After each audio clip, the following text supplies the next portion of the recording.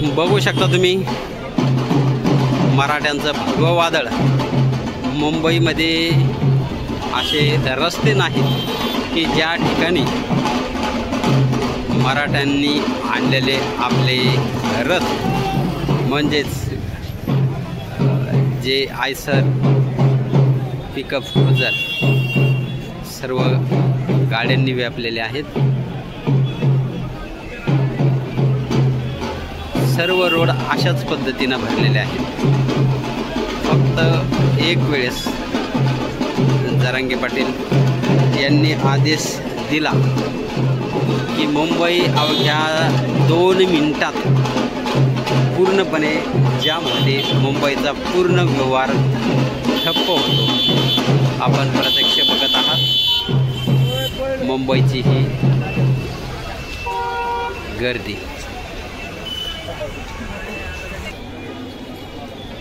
या ठिकाणी पण आपण बघू शकता रस्त्याच्या दुतर्फा पूर्णतः गाड्यांनी व्यापलेला आहे रस्ता आणि तुम्ही बघू शकता ठिकठिकाणी अशा पद्धतीने चौकात मराठा समाजामुळे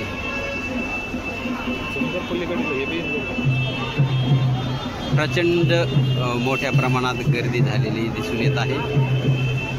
आणि जे फडणवीस सरकारने ठरविलेलं आहे की मराठा समाजाला अन्नधान्य किंवा हॉटेल बंद असल्यास अडचण निर्माण होईल, परंतु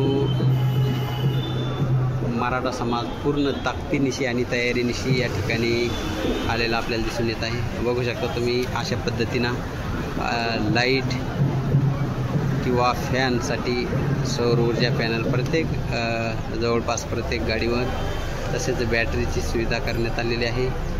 पिण्याचे पाणी आहे।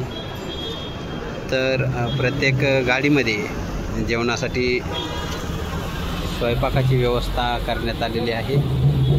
आणि एकंदरीत मराठा समाजाने जवळपास 1 ते 1.5 महिना पुरेल अशा तयारीने मुंबईमध्ये आलेले आहेत। ते समोरील गाडीत तुम्ही बघू शकता गॅस आणि धान्य अशा प्रत्येक गाडीमध्ये विविध प्रकारचे साहित्य मराठा समाजाने आणलेले आहेत। तुम्ही या ठिकाणी पण बघू शकता